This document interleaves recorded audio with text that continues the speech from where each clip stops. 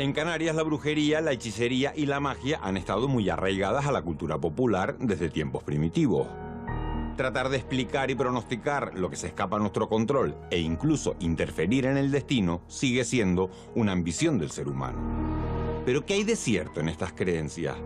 ¿Hay pruebas que demuestren la existencia de poderes sobrenaturales? Este es nuestro punto de partida.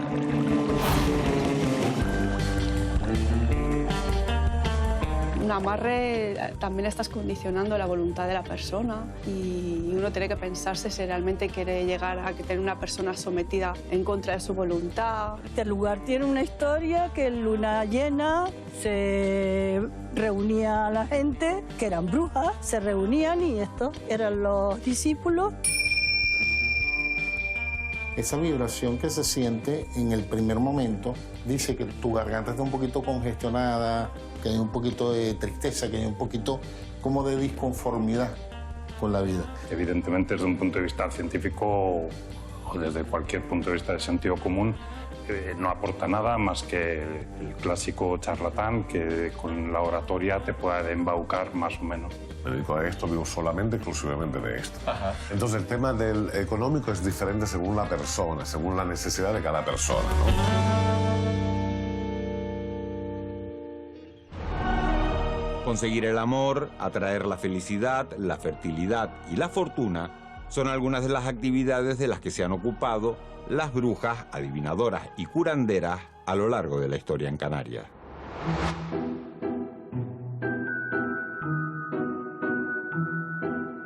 Don Fernando Betancor, aquí en los archivos del Museo Canario podemos encontrar testimonios documentales que acrediten casos de hechicería en las islas.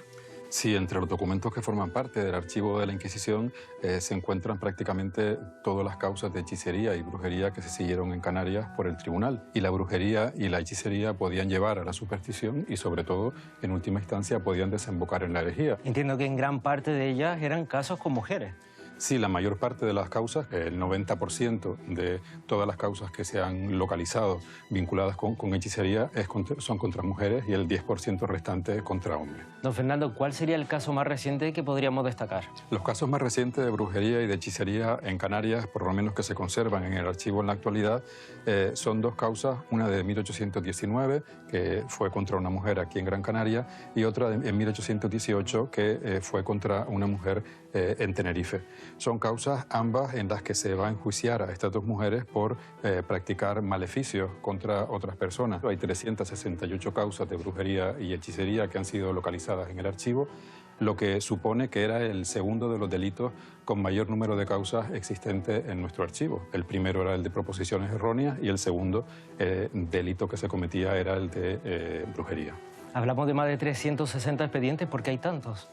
Hay tantos porque, bueno, la población tenía siempre, en cualquier lugar, la población tiene deseos de conseguir la salud, de conseguir el amor, sobre todo, de conseguir el dinero, el trabajo, y se acudía a las brujas, mujeres sin ningún tipo de formación, mujeres iletradas, ninguna de ellas prácticamente sabía firmar las declaraciones que realizaba. Solían tener un oficio oficial, que era el de lavandera, costurera, esterera, aguadora, pero realmente la actividad real a la que se dedicaban era a la brujería. Ellas cobraban por hacer sus trabajos de brujería, pero declaraban dedicarse a otra actividad ante el tribunal para levantar menos sospechas, ¿no? En muchos casos eran procesadas, muchas de ellas. Sí. ¿Alguna condena? Sí, la condena tipo que se solía imponer a las mujeres acusadas de brujería era la penitencia. Nunca se quemó a ninguna mujer, como sí sucedió en la península. Tenían que acudir a la catedral o a alguna iglesia a que se les leyera la sentencia, con las insignias de bruja, llevaban una coroza en la cabeza también con las insignias de bruja,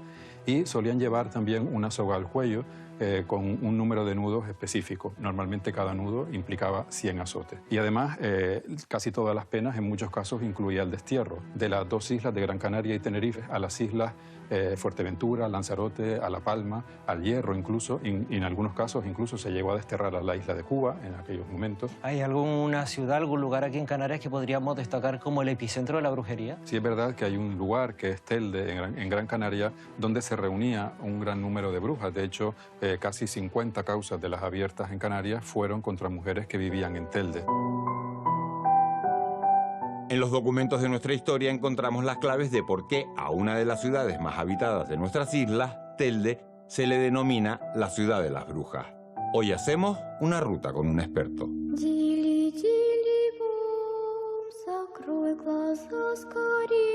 Diego, ¿qué tal? Hola, ¿qué tal? ¿Cómo estás? Muy bien, ¿y tú? ¿Por qué se llama Telde la ciudad de las brujas? Hay un par de teorías al respecto. Una es sobre el famoso crimen de las espiritistas de Telde de los años 30, que marcó tanto la ciudad y sobre todo salió en prensa con tanto énfasis, que se cree que a partir de ese momento se empezó a poner descrito como ciudad de las brujas. Pero sí es verdad que a nivel histórico hay otras fuentes, como por ejemplo los archivos de la Inquisición, donde hay algunas mujeres de Las Palmas que decían que venían a Telde a aprender sobre brujería. Más adelante conoceremos en detalle cómo fue aquel crimen esotérico que sacudió Telde a principios del siglo XX y que dejó marcada para siempre la fama de la ciudad. Pero la brujería en esta zona viene de lejos. Diego, ¿qué tipo de hechizos o de embrujos se le pedían a las brujas? Por lo que hemos visto en los archivos de la Inquisición, la mayor parte de conjuros eran conjuros de amor, que esos eran los más numerosos, y luego también adivinaciones, que se pedían muchísimo, y curaciones. Y lo que pedían eran muchas veces pues, preguntas del tipo, mi marido volverá de América, por ejemplo, si le ponían los cuernos, las preguntas relacionadas con las pasiones humanas están muy, muy presentes. ¿Cómo lo hacían ellas? Pues, por ejemplo, una de las formas que más aparece aquí en Canarias, más típica nuestra, es echar la suerte de las algazaras. ¿Qué eran las algazaras? Las cagarrutas de camello seca. Eran la forma en que una bruja tenía de interpretar el futuro, era ponerlas dentro de un pañuelo, y cuando tiraba ese pañuelo, la gente lo que veían era pues 7, 9, 3 algazaras, siempre impares, marcadas con alfileres y con agujas. Ella le terminaba de echar gofio o harina por encima. ¿Gofio y harina? Gofio o harina, una de las dos cosas, y para darle el punto, ¿no? En este caso, y así pues interpretaba las preguntas que le hacían.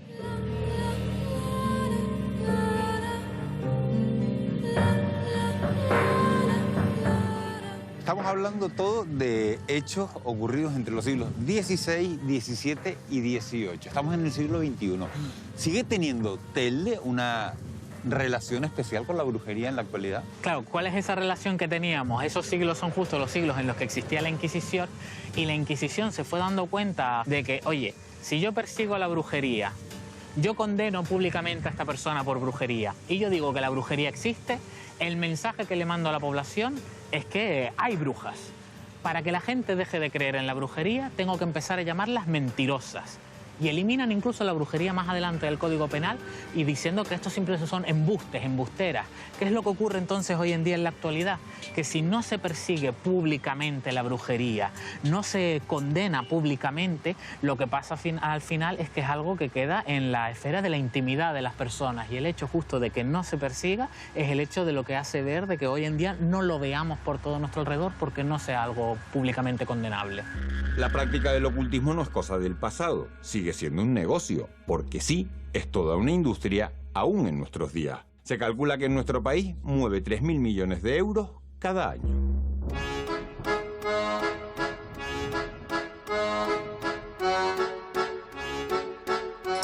Buenas. Hola, ¿qué tal, María? ¿Qué tal, Monse? Hoy vine por la mañana. Vas? Muy bien. Mira, acuérdate que hoy tiene la niña Reiki. ¿Que está muy nerviosa? Sí. Mira, si es Más para o el menos. examen, te sugiero más la amarilla, para que le dé más claridad mental, que es lo que Vale. necesita, ¿vale? Y entonces le enciendes esta, si la enciendes hoy antes del examen, ¿vale? Esta noche. Sí, y esta ya esperas al día 11 y Sí, 22, ella como tú ya sabes, lo tiene en la habitación y ella misma se hace su... Sí, mira, si está muy nerviosa, también le podrías poner un poquito de incienso.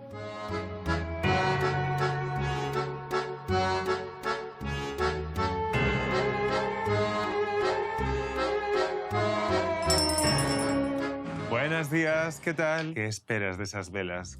¿Cómo Pues crees que le pueden espero ayudar? que con la fuerza que la enciendo y doy fuerza para ella, como no puedo hacer el examen yo por ella, pues a ver si el universo le da toda la fuerza a ella y le sale todo bien. Son muy difíciles, derecho. Ah, es derecho, es que claro, es una carrera muy complicada. Entonces, ¿estas velas qué función tienen? Pues las velas de miel es para el 11 y el 22, que el 11 y la 22 la ponemos para que todos esos días que nos queda hasta el 22 venga con buenas cositas. Y la amarilla pues se suele hacer para los estudios. No es la primera vez que vienes No, aquí, no, entiendo. no. Y tampoco es la primera vez que te llevas, No. por ejemplo, estas velas, ¿no? ¿Funcionan bien? De momento me ha dado buena suerte todo lo que hago. Lo que vienes buscando aquí tú es buena suerte. A lo que le propongo, sí.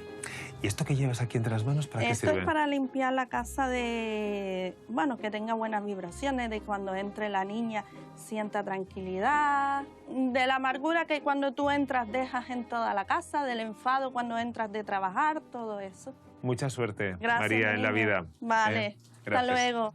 Bueno, María se ha ido muy convencida de que su hija va a tener suerte en los exámenes, ¿no? Sí, así es. ¿Unas velas pueden cambiar el destino de una persona? No es la vela en sí, es el ritual que conlleva esa vela. Cuando tú enciendes esa vela, la estás encendiendo con un propósito. Ya en ese momento tú ya estás proyectando un propósito al universo y luego encendiendo esa vela pues nos ayudamos de esas energías que nos acompañan a que todo se dé. Hay cosas que quizá llevan más tiempo que otras en que se resuelvan y también depende de lo que se pida, ¿vale? No hay que pedir un imposible porque entonces no funcionaría, pero así que ayuda porque lo que estás es poniendo tu intención y ayudándote de buenas vibraciones para que eso se dé. Hemos visto los exámenes, uno de los motivos por los que vienen los clientes aquí, pero ¿cuál es otra de las razones que les trae a un establecimiento como esto? Pues quizá la petición más usual es la del amor. ¿Ah, sí? Sí, ¿Dónde parejas que tienes se las cosas rompen. relacionadas con el amor? Pues mira, acompáñame porque por aquí tengo alguna A ver, cosita. A ver. Gente que, por ejemplo, dice, mira, siento que mi pareja se está alejando, quiero tenerla un poquito más cerca de mí, ¿qué puedo hacer para que me haga más caso? Pues bueno, nos podemos ayudar de, por ejemplo, esencias, esos perfumes que vienen con feromonas. Yo he escuchado hablar de los amarres, ¿no? Cuando alguien no nos hace caso, nada, en absoluto, ¿funciona un amarre? A ver, funcionaría si un amarre está bien hecho, si llega a funcionar. Un amarre también estás condicionando la voluntad de la persona y uno tiene que pensarse si realmente quiere llegar a que tener una persona sometida en contra de su voluntad, que no sea por amor. Entonces, eso luego también tiene unas consecuencias a nivel karmáticas y de destino, no es muy conveniente. Sí que luego hay pequeños rituales en los que yo eso sí los aconsejo, los amarres no, pero como encender una velita. Entonces, pensar en la persona que quieres y eso ayuda a que si la persona tiene sentimientos por ti, esa persona se va a acercar a ti, quizá antes de lo que se hubiera acercado si no hubieras encendido la vela, ¿vale? ¿Cuánto me costaría? Pues esta se costaría 7,40. Puedes luego ayudarte a un aceite como este, que sería unos 9,50. ¿Tú crees que yo podría adivinar mi futuro a través de mis manos?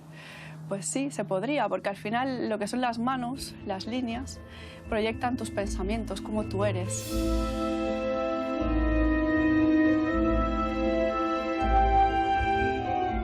Claro, Montse, yo estoy viendo en mis manos unas líneas que son líneas físicas, ¿no? Líneas que van en mi genética, ¿no? Sí. Tienen información sobre lo que a mí me va a pasar en la vida. Sí, lo que te va a pasar y un poco también lo que te ha pasado, ¿vale? Porque ahí en la mano se proyecta lo que es tipo presente, pasado y futuro. Entonces, depende de qué parte de la línea estás leyendo, puedes ver un poco por las experiencias que has pasado y las que te quedan por pasar, ¿vale? Entonces, sí, todo eso se marca en una mano. ¿Y esto es una cuestión de fe o es una cuestión que tiene ciencia detrás? Las dos cosas, porque, bueno, empezando por las huellas está demostrado que se gestan cuando somos un feto, ¿vale? Y estas huellas se usan también pues, para identificar a cada una de las personas, porque no hay dos personas con la misma huella. Todo esto son habilidades y cualidades con las que hemos nacido, eso no se cambia. Las líneas sí se modifican, porque nuestros pensamientos cambian y esas líneas pueden cambiar. Vale. Si son muy parecidas, quiere decir que las herramientas con las que has nacido las vas a poner en práctica o las has puesto en práctica. Pero si no coinciden, que es cuando uno tiene esa dualidad de las cualidades o sus habilidades que todavía las tienen por desarrollar. Las manos tenemos escrito nuestro pasado y futuro, según los creyentes en la quiromancia. Y hay quienes sostienen que nuestro destino está en una baraja de cartas. Soy psíquico. El psíquico es una persona que tiene percepciones. Eso nos hace como una especie de chamán. Y yo utilizo el tarot como medio de predicción para ayudar a la gente. Estaba preguntándome cómo presentarte, pero no sé si presentarte como tarotista, como vidente. Me puedes llamar brujito y no me ofende tampoco. O sea, eres un brujo. Blanco. Tiene la parte bonita, la blanca, y tiene la parte fea, que es la oscura. Un brujo blanco. Blanco, sí. Veo que tienes cartas del tarot aquí, pero tienes otros oráculos sobre esta mesa. Sí. ¿A qué te dedicas tú? Tengo un canal de YouTube que tiene más de 10 años, tiene 96.000 seguidores. Hago predicciones para los países, hago predicciones generales para el planeta, predicciones semanales. Eso lo haces en streaming, pero también recibes a clientes como yo, por ejemplo. Sí. Tengo clientes de aquí, de España, y tengo clientes a nivel internacional a través de mi página web. Veo aquí otras dos cosas más. Sí. Estas son unas campanas tibetanas. Voy a tocar para sentir tu chakra de la garganta, específicamente.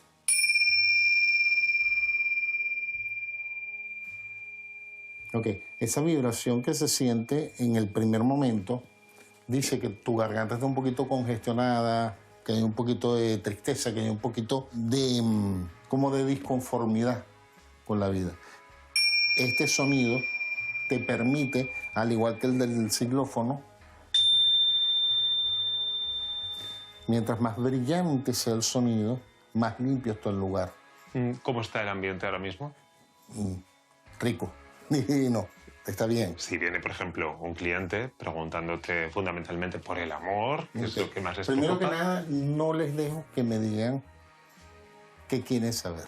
Ricardo, ¿tú sientes que tienes un don? Lamentablemente nací con lo que yo llamo un problema, una maldición. ¿Por qué lamentablemente? ¿Por qué dices que es una maldición? ¿Por qué te digo que es una maldición? Porque me habitué tanto a ver fantasmas que ya ni les hago caso. ¿Cómo se ve a un fantasma? ¿Cómo una persona con tu don ve a un fantasma?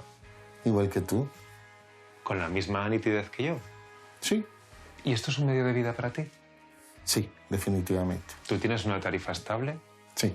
O sea, mi tarifa son 50 euros. Por sesión. Por sesión. Además de indagar en este tipo de negocios y en sus artífices, hoy estaremos en varios epicentros fundamentales del ocultismo, la magia y la brujería en Canarias. Sabremos qué tipo de extrañas energías hay en la Laguna Grande, en La Gomera, y acudiremos a Candelaria, en Tenerife. En este último lugar, el resplandor de esta mujer, Antonia Tejera, fue un fenómeno sociológico durante buena parte del siglo pasado. Fui el yerno de la iluminada de Candelaria, fue mi suegra, y conviví con ella durante 14 años. Después de casado, convivimos ella, mi mujer y yo, y fui testigo de muchos prodigios y de muchas cosas que acompañaron a lo largo de su vida. Año 1928. La noticia de la iluminada de Candelaria había corrido como la pólvora por toda Canarias. Gente procedente de otros municipios, incluso de otras islas, hacían noches de peregrinaje para escucharla y verla asomarse a la ventana en trance. Manuel, aprovechando que estamos en la que fue la casa de la iluminada de Candelaria, ¿qué ocurría frente a esta ventana? Bueno, había un montón de gente aquí esperando con sus sombreros, porque aquí en Candelaria siempre hace calor. Entonces se abría la ventana, en el momento que se abría la ventana se hacía un silencio total y ella salía en éxtasis, con los ojos vibrándole, y predicaba la palabra de Dios. Hermanos, sean bienvenidos, les agradezco que hayan venido a escuchar y que crean en mí, que yo en realidad represento a Dios. Yo estaba esperando por mi turno. Todos los hermanos tienen su turno. Si ustedes vieran, entendieran la cantidad de almas que escuchan, aparte de las de ustedes. ¿Cuántas almas están escuchando? Ellos piensan que si ellos hubieran tenido lo que ustedes tienen, ellos supieran más y no hubieran hecho sufrir tanto a sus familiares y amistades. Antonia era una niña, una jovencita del municipio de Candelaria, de la zona de Santa Ana, que desde su más temprana edad empezó a obtener experiencias que podríamos definir como de mediunidad. Entraba en trance, suponemos que en los primeros compases, en los primeros momentos, pues su familia pensaría que sufría algún tipo de enfermedad, de trastorno, pero esto se fue, digamos, que fue madurando hasta su juventud, que es cuando hay una eclosión y una proyección pública, y es cuando termina adoptando, o se le termina asignando el sobrenombre de la iluminada de Candelaria. Severina, ¿qué mensajes daba la hermana Antonia?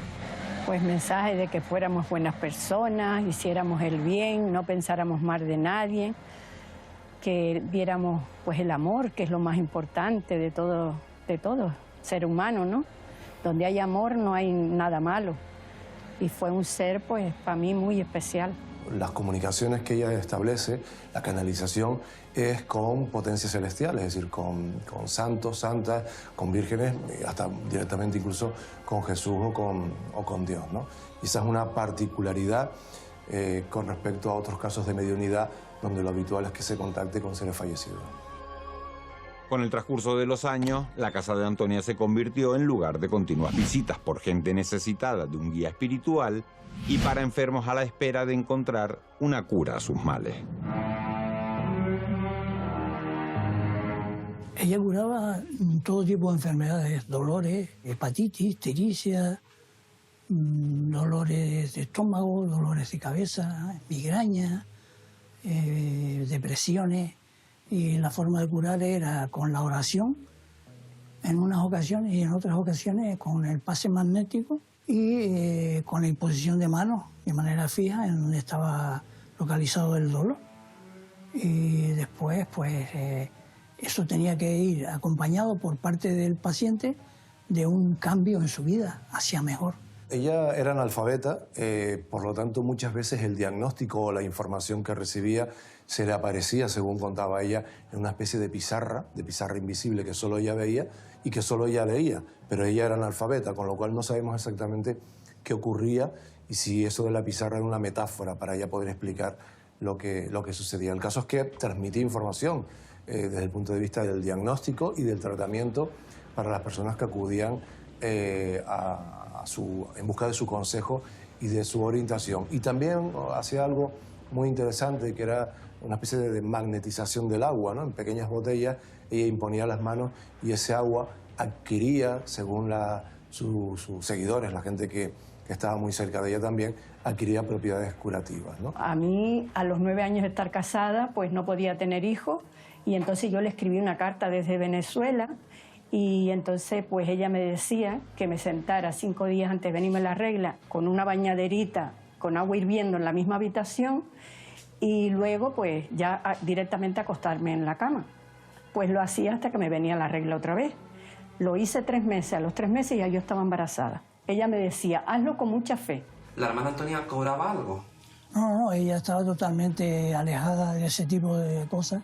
Era muy espiritual y de lo que vivía era de la caridad de la gente que venía a verla, que le pagaban en especie. Los fenómenos narrados se prolongaron hasta el 15 de agosto de 1983, día grande de la devoción mariana y fecha en la que falleció Antonia Tejera Reyes. Nadie sabe cómo ocurrió.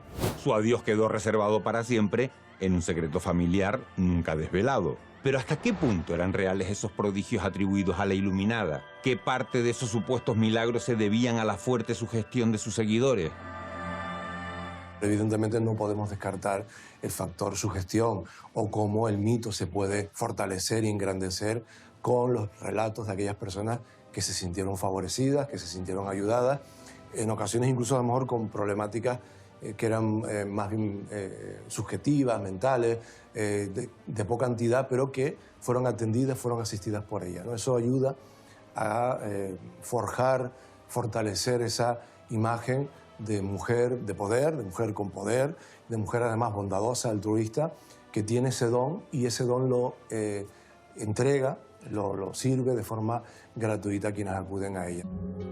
A pesar del escepticismo científico, hay videntes que manifiestan estar en una suerte de élite de la futurología ante la palabrería del resto de sus compañeros. A los 5 años empecé a dar masajes porque mi abuela así me lo enseñó. A los 14 empecé el primer contacto con digamos, lo paranormal y viendo, no solamente con nuestros ojos, sino con el tercer ojo. Gemi, ¿tú qué es lo que haces? ¿En qué consiste tu don? ¿Cómo podemos explicarlo? Bueno, tengo un don natural que me viene de mi abuela, que era curandera, y después, en el curso de los años, he ido un poquito desarrollando mi don, formándome en varios países, como Cuba, Brasil, República Dominicana, y de ahí empezar a trabajar con la sanación, con la evidencia y con la mediunidad. Mi hermano tiene un poder bastante fuerte, no sé si yo hago así, froto las manos y pongo las manos a la persona, entonces el calor que emana mis manos va a ir curando, sanando aquellos bloqueos que noto, sean emocionales, sean físicos o sean incluso psicológicos en algún momento, dependiendo de la alteración que yo noto. Entonces la persona ya va a notar una mejoría en un momento y en los próximos días se va, digamos, estabilizando, tranquilizando, sanando. Mi abuela tenía ese don y me lo pasó a mí. Durante muchos años estuve aprendiendo, no sabía exactamente lo que tenía. Llevo 25 años aquí. Que no son pocos. Que no son pocos, 25 años son muchos.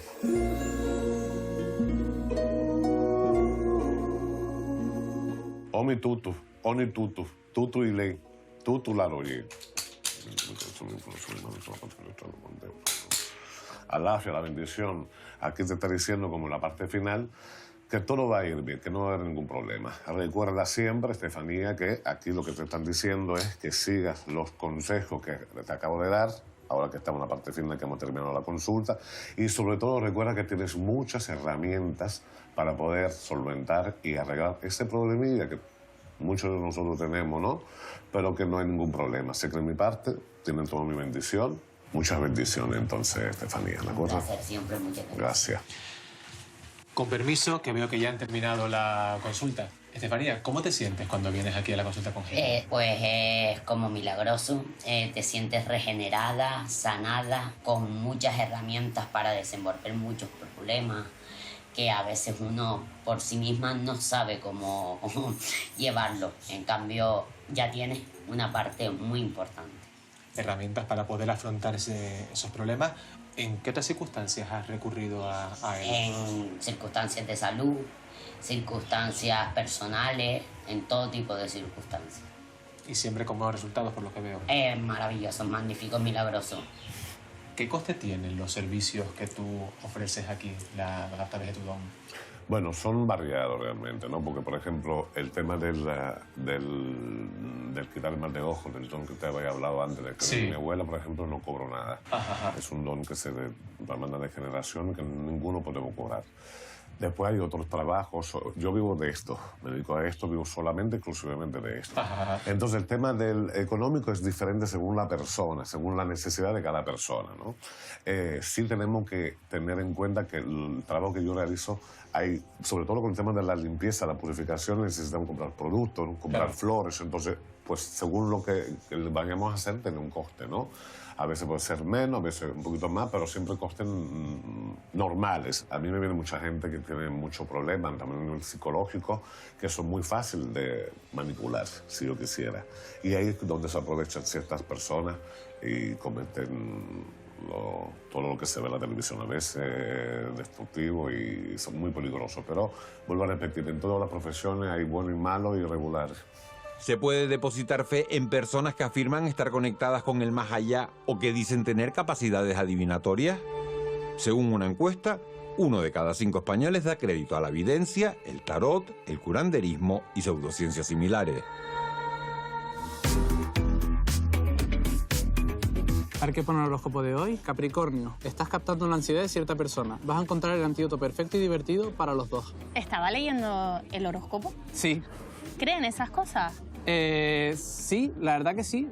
O sea, yo por ejemplo soy Capricornio de diciembre y es verdad que creo que nos diferenciamos según el mes en el que nacemos y muchos días, bueno, prácticamente todos los días los empiezo leyendo los mensajes. Yo por ejemplo cuando veo que me dice que no voy a tener un gran día o que algo puede salir mal, sí llego a condicionar a lo mejor mi forma de ser, mi día, lo que voy a hacer, lo que no. ¿Cree usted en lo que ha leído? ¿Cree en el horóscopo? Sí, porque de hecho me han sucedido cosas que me ha dicho el horóscopo. Por ejemplo, pronto te vas a reencontrar con alguien que hace mucho tiempo que no ves y me ha salido cierto. ¿Alguna vez te ha pasado algo de lo que has leído en el horóscopo? Pues la verdad es que no, porque la verdad es que la información suele ser bastante ambigua. Te dicen en general de te va a ir muy bien o te va a ir muy mal, no te entran en detalles y la verdad que... El efecto Forer se basa en esa, a veces, necesidad de creer que tenemos, de encontrar un sentido en aquellas afirmaciones que aparentemente podrían ser casuales y que pudieran servir para un amplio número de personas, pero que sin embargo en nuestro sesgo discriminamos y tratamos de darle un significado especial a eso que se nos cuenta que podría ser bastante genérico y válido para muchas personas. El horóscopo sigue ocupando un hueco esencial en la cultura popular, a pesar de sus orígenes babilónicos y de no tener ninguna base científica. En las páginas de periódicos y revistas y en programas de televisión nocturnos se ve a diario.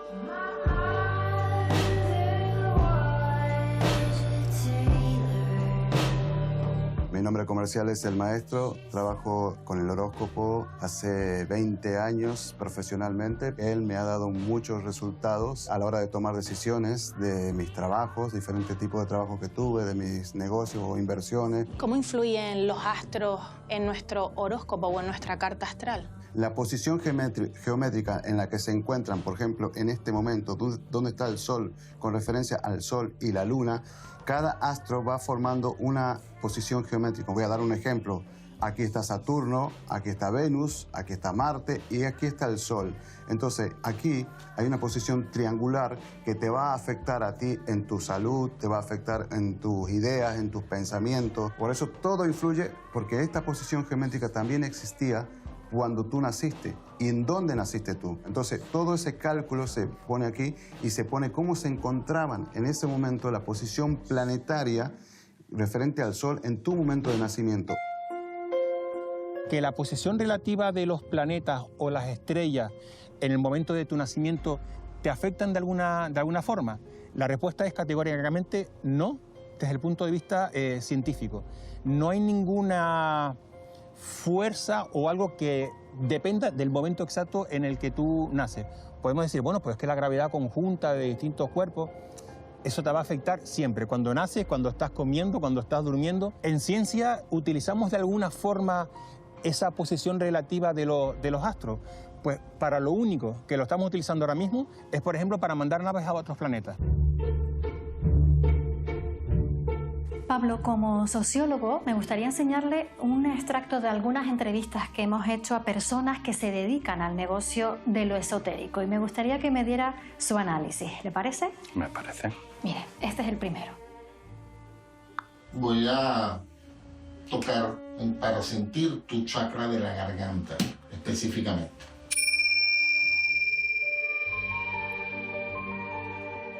Ok, esa vibración que se siente en el primer momento dice que tu garganta está un poquito congestionada, que hay un poquito de tristeza, que hay un poquito como de disconformidad. La primera carta que voy a tirar se llama conflicto, pasado del conflicto, presente, futuro y una ayuda.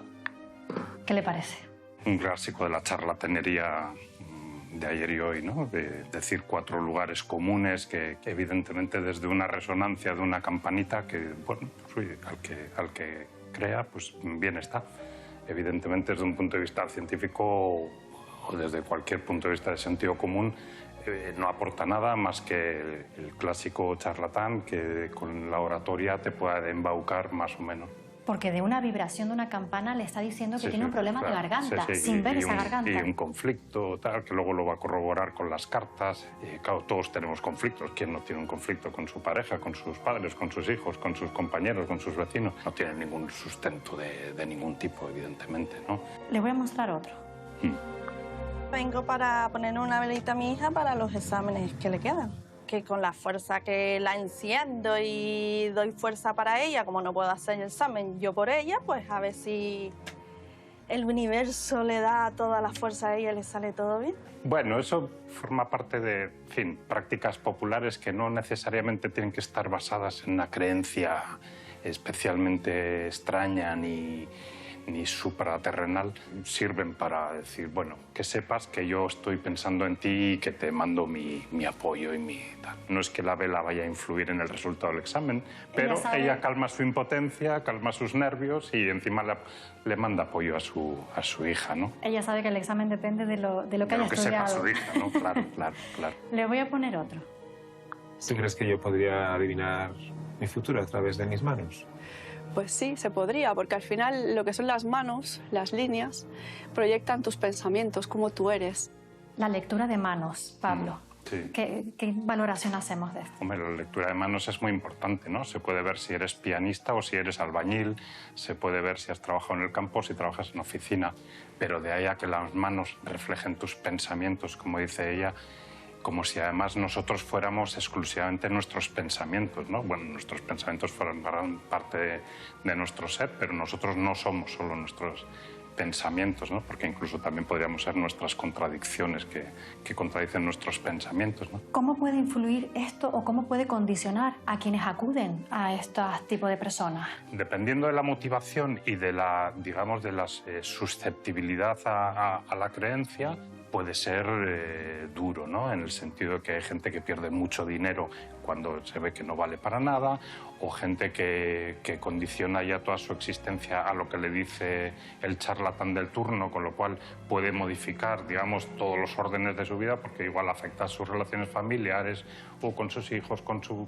En fin, uno puede acudir a estos pseudoprofesionales por muchas razones, por desesperación, por ignorancia. Lo más normal es que no pase nada. Lo segundo más normal, que pierdas un dinero que no deberías haber perdido.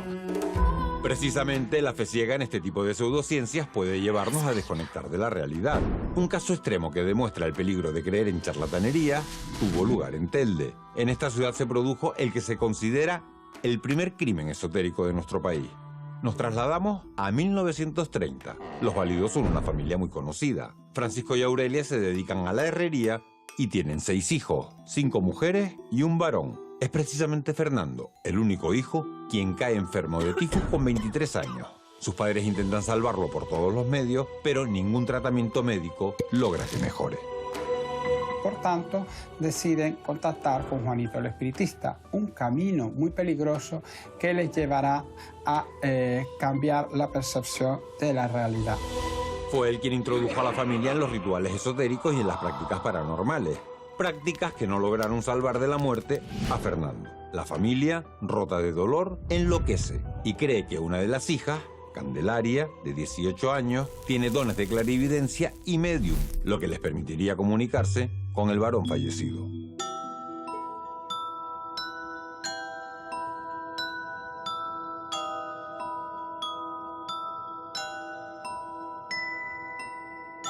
Candelaria, la hermana medium, es la que decide que de alguna manera tiene que ayudar a su hermano que está en el purgatorio. Sí, se encontraba muy solo y decía que alguien de la familia tenía que acompañarlo en ese purgatorio.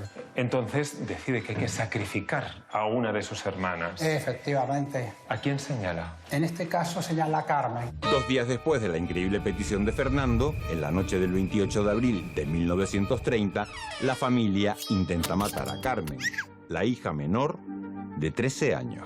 Y con ese convencimiento, la familia entra en esa especie de oleada obnubiladora, fascinadora de esa idea, y sin cuestionarlo siquiera, prácticamente asumen que eso lo tienen que hacer.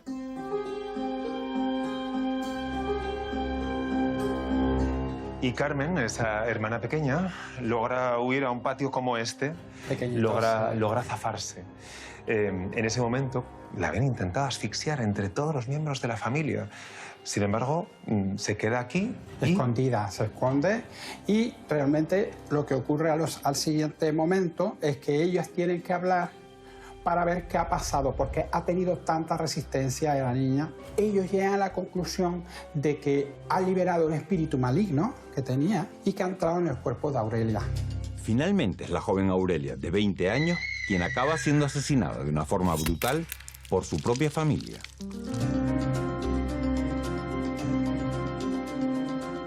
Sucede en torno a una silla como esta. A su alrededor había varios miembros de su familia. Estaban los padres, las hermanas. Empiezan pues, a tirarle de los pelos, a clavarle unas agujas también. Y se produce un ensañamiento exagerado en los pies. ¿Por qué? ¿Por qué en los pies?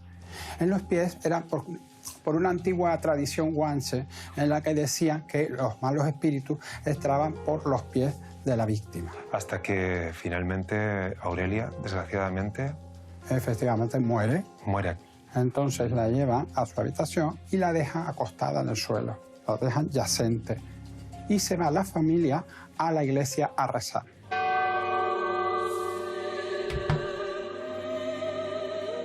Una vez la muerte ocurre y la susodicha, entre comillas, medium, Candelaria, estaba en un estado alterado en su psiquismo, llaman al médico Pero no llaman al médico por la víctima que ha estado muerta, llaman al médico por esta otra hermana, por Candelaria. Tomás López, el médico que acude a la casa a atender a Candelaria, se tropieza con el cadáver.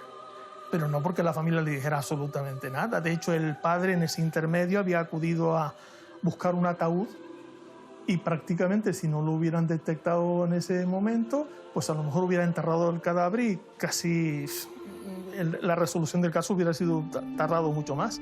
El juez detuvo a todos los miembros de la familia, pero un año después de los hechos dictó fallo absolutorio para todos los encausados, aunque Candelaria, la médium, su madre y otra de sus hermanas terminaron ingresadas en un psiquiátrico. Sugestión o experiencias reales. En La Gomera, este lugar, la Laguna Grande, es considerado por algunos vecinos como un paraje con energías especiales. Incluso hablan de fenómenos inexplicables con estas piedras ahora dispuestas en círculo. Se dice que quien recala en él pierde la noción del tiempo.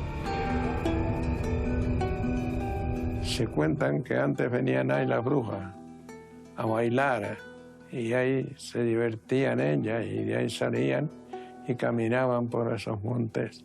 Y había veces que las piedras amanecían cambiadas a otro lado. En el bosque a la medianoche, magia negra va a empezar.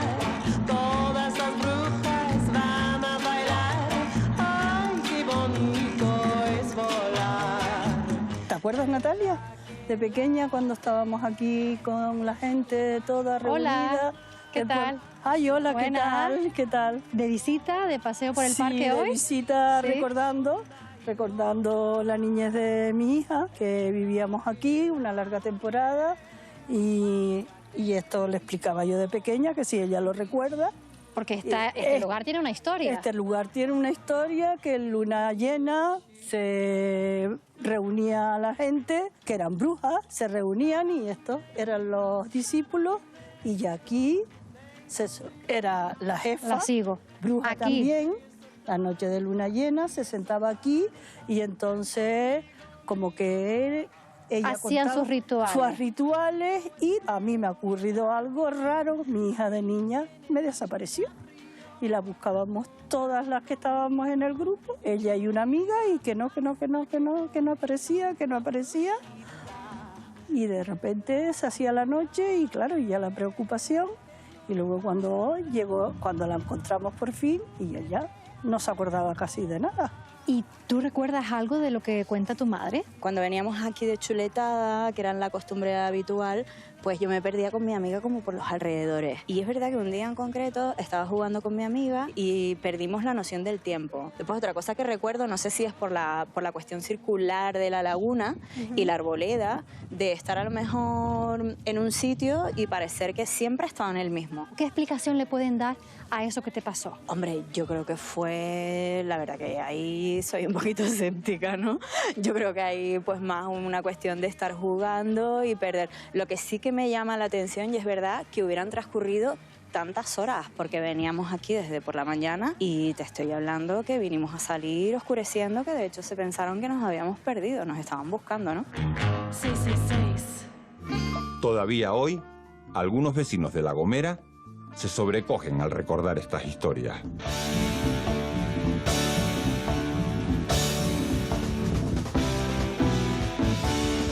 Sandra, como vecina del cercado, ¿es común seguir escuchando hablar a la gente de las historias que han tenido lugar en la Laguna Grande, muy cerquita de aquí donde nos encontramos? Sí, todavía hoy, en la actualidad, se reúnen las familias por las tardes y siempre todavía se habla. Yo me acuerdo anterior que mis padres hablaban de cuando iban al monte, cuando iban con el ganado, que oían murmullos de gente hablando, que ellos iban a donde estaban esas voces y luego ellos mismos se perdían, que caminaban como en círculo. ¿Sabes? Que dice, pero si ya pasé por aquí. Decían que habían, por la noche a veces veían caminando como mujeres vestidas de blanco con una luz y decían que eran eso, como almas blancas o serían brujas blancas, no sé. No lo sé si siempre me erizo porque es una cosa complicada. Ha habido una casuística sobre fenómenos de mujeres vestidas de blanco, mujeres enlutadas de negro, los famosos señores vestidos grandes, el famoso Uruguán, que es un ser mitológico de La Gomera, pues se ven ahí dentro en el parque. Está claro que el hombre, desde que es hombre, se ha sentido maravillado por esos lugares claros que hay dentro de un bosque, ¿no? Y es verdad que en esos lugares, la mitología celta, la vikinga, la propia romana, hablan de seres, de los seres menudos, de seres elementales. En Canarias nosotros tenemos esos seres elementales y se debe a ese sincretismo que hay entre la antigua religión de los antiguos canarios y el cristianismo. No hay que olvidar que La Gomera es una de las islas, la isla que no fue conquistada, fue sometida y tiene un alto, pues, digamos, de componente genético de los antiguos gomeros. ¿Hay alguna evidencia que nos permita creer en el más allá? ¿Qué explicación pueden tener todos estos relatos? El más allá, científicamente hablando, no existe. Humanamente sí, porque también hay un anhelo de proyectarnos como personas más allá del mero instante. Todo el mundo necesitamos explicaciones a lo que nos pasa, lo que nos ha pasado o lo que nos puede pasar en la vida, ¿no? A mayor incertidumbre y por tanto la ansiedad que genera esa incertidumbre, la posibilidad de una búsqueda de explicación más desesperada también aumenta.